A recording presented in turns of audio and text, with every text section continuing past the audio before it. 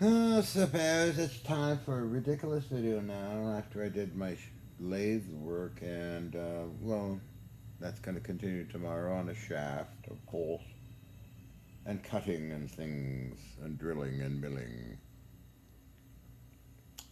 Until 4 when I'm on with Timmy Ventura. Can't tell you a secret.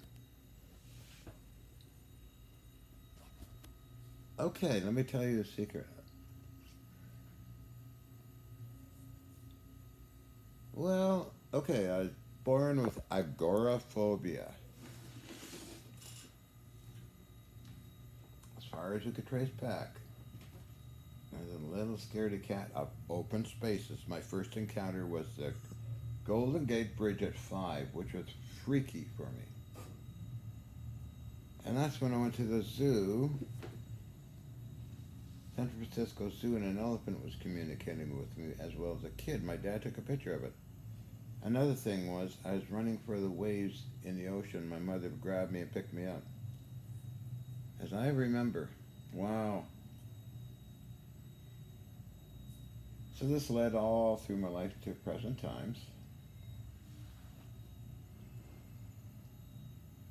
It's not a fear of people or public, a fear of pure barren space, a parking lot, a rooftop. Isn't that odd? Oh yeah, lots of doctors, lots of psychiatrists, psychologists. I guess the only one that made sense was Jim Quinn of Secure in Canada, if it's still around. Simply relaxation exercises and don't eat sugar. Quite amazing, isn't it? So that kept me out of the main currents of what humans do with cell phones and cars and working and doing all sorts of funny things. So, it's a rare form. A direct opposite of claustrophobia is basically what it is, okay? And the only cure is relaxation exercises and visualizing in your mind that everything's okay. Desensitization process. Not really a secret amongst everybody else, but anyway, maybe you don't know that. But anyway,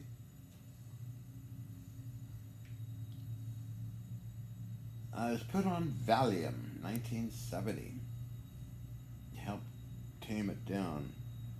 As time passed, I got onto Xanax in '86 when Xanax came out. It's always a battle with doctors to prescribe it, or find the right doctor who understands something. But I've been slowly reducing Xanax, as Dr. Leslie Soylent, who put me on it, would call it Xanax.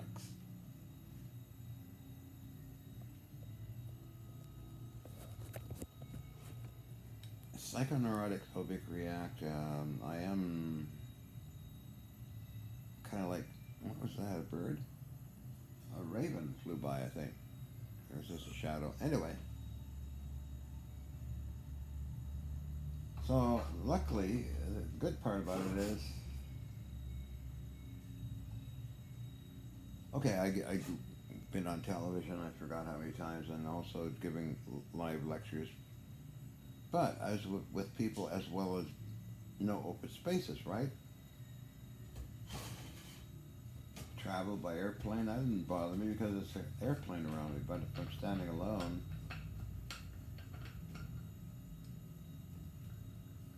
in an open field or a parking lot or something, like get a panic attack. Adrenaline pumps in.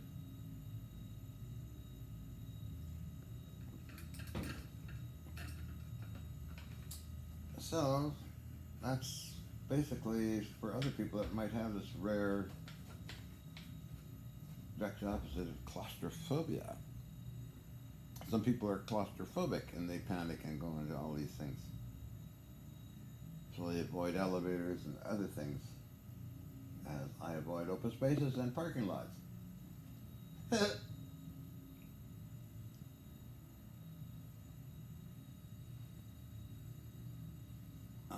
I imagine driving a car is fun, but I prefer doing it in an old road somewhere or something like that. I never had a desire to own an automobile. I always got around by aircraft taxi and buses and trains and things, all the way into Graz City in Europe. In Japan, it was always taxis. In Egypt, it was the military took us on a tour.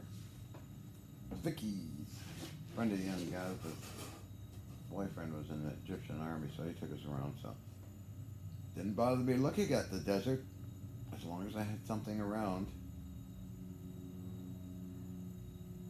However, I noticed that if I'm traveling in a car or van, I get desensitized over maybe a half hour. And I do take a piece of Xanax, and that helps as well. Because I go to the scrap yards, which don't bother me, by the way, because there's a lot of objects in it, right? Parking lot, yeah, bother me. So that's my little secret. I don't like telephones. No use for them. I don't like being called. That's why I had an answering machine in New Westminster, British Columbia. If it was important or somebody very interesting, I'd pick it up. But I can't get in that headspace of the phone and looking at the internet all the time business. And personally, I could care what Facebook is. I only know a few people in real life that are on Facebook. Otherwise, I have no idea who they are all out there. I could actually delete the thing because I spend more time on YouTube looking at movies and how to, and guys doing interesting things and girls doing interesting things, and news sometimes. But I spend a lot of time on eBay and Google, search something, topic out.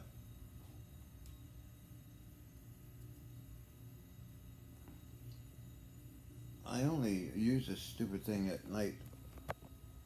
Got nothing else to do. If I was here, I'd be probably busy and then check emails and delete most of them and go on to doing something. Downtime, relaxation. So a couple months I'll be here, by the way. So it's a busy day. Still working on vintage electronic machines, getting them prepared for some interesting stuff I'll be doing. So we'll be going to the scrapyard and I get a huge load of capacitors and transformers. It's not quite like Vancouver where everything is available. Oh yes, another thing, the Hutchison effect is related to mass as well as electrostatic RF, complex RF manipulation field, which is available through Navy surplus countermeasures, broadband RF broadcast, dual triode systems, direct current, DC, high voltage, pulse, and plasma, and pulsating variable magnetic fields, which you can do with a variac for Pete's sake, and a simple vibrator, or a DC amplifier, or a magnetic amplifier, or a phase inverter, which are common things. Well, the variacs, I don't know, the phase inverters only have them for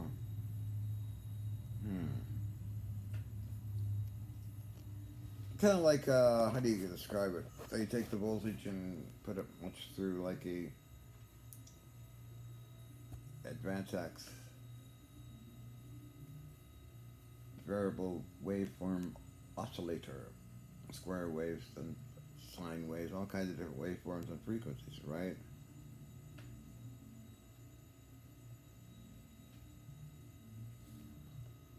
You can do a lot with those things, and if you amplify it up and put it into DC amplifiers and RF input into RF transmitters, you get a lot of weird stuff. Is it? Let's see. Let me check something. Vantech? No, I'm thinking of the military units. This is. Let me take a look. Yeah, this is WaveTech. That's it. WaveTech generators. Modern, but you feed it into audio input into RF output.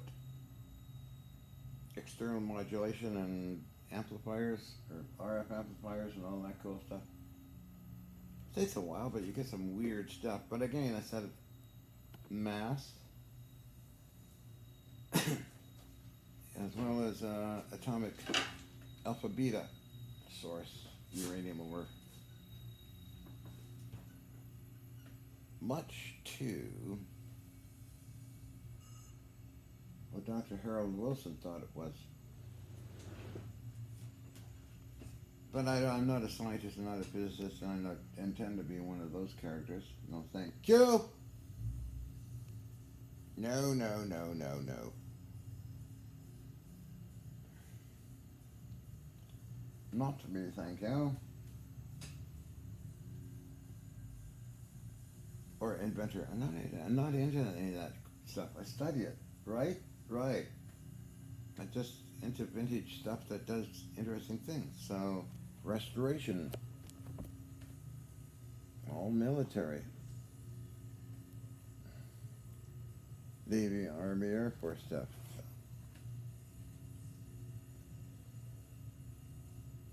Anyway, am I preparing for tomorrow at Apex, American Anti-Gravity? I don't know.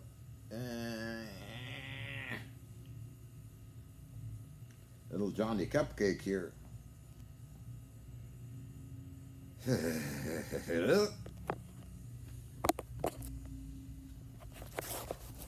Closest scientist that I have met and lived with, actually. Dr. Peter Kokoshnik, Dr. Margarita Kokoshnik. Ken Shoulders was very aware of what I was doing, and others. I guess Dr. Rusher was.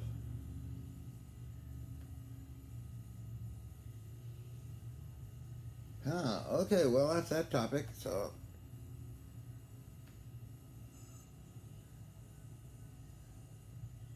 Oh, I was going to do some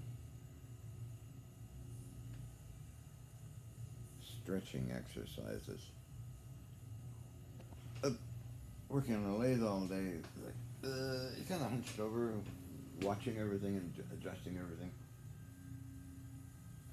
So, let's do some stretching, pressing and Xing.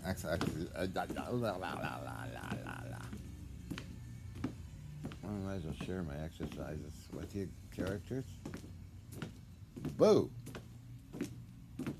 Hello, John. Hello, John. I think a place to put this where I can watch me exercise. Oh, up here, I guess. Okay, all right. Let's see what it looks like up here. Oh, wow.